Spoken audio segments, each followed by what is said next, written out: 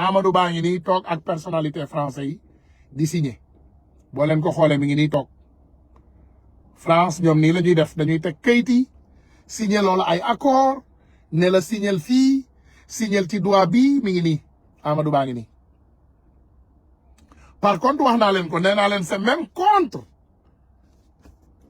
Macky Sall parce que Macky ba léegi moom mi ngi woon ci ay njuuj njaaj parce que Macky déjà boo leen fàttale ko ba mu jàppee Sonko dafa yaakaaroon ne réew mi day takk ba jeex jéppet comme ça mu toog mu ne mesure mesure xawma nu mu ko tuddee après mu jàpp réew mi nee na bu paree ci loolu comme loolu jàllul donc Macky moom ci yi lay dox mais kii Amadou Ba la Amadou Ba ngi nii di signal français yi ay accord dañuy d'accord mu ne wàcceel sa téléphone bi voilà ndax yéen a ngi koy gis mu leer voilà xaaral ma ñëwaat kii mooy Amadou Ba mi ngi nii di signé yéen a gis Amadou Julde Ba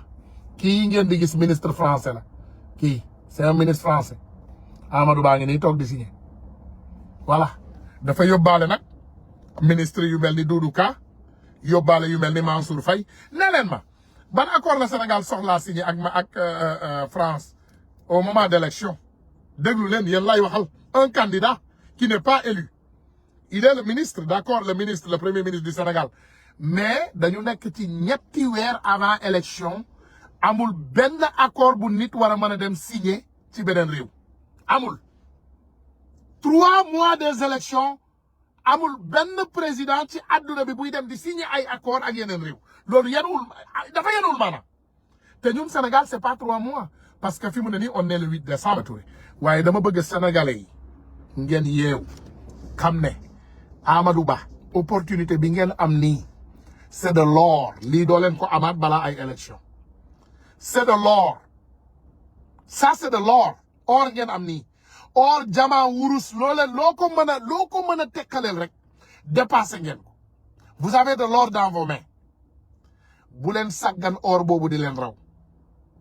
bu leen sàggan or bi di leen raw Amadou Ba ñëwagul Amadou Ba ñëwagul sax ci réew mi moom mi ngi affaire ne da ko bandum mi ngi leen di jëlal ay avion mi ngi leen di jëlal ay hôtel yu cher mi ngi yaataa yombe ci alalu Sénégal bi mi ngi fontoo mi ngi kokkoli sénégalais yi mi ngi dem di signer accord ak France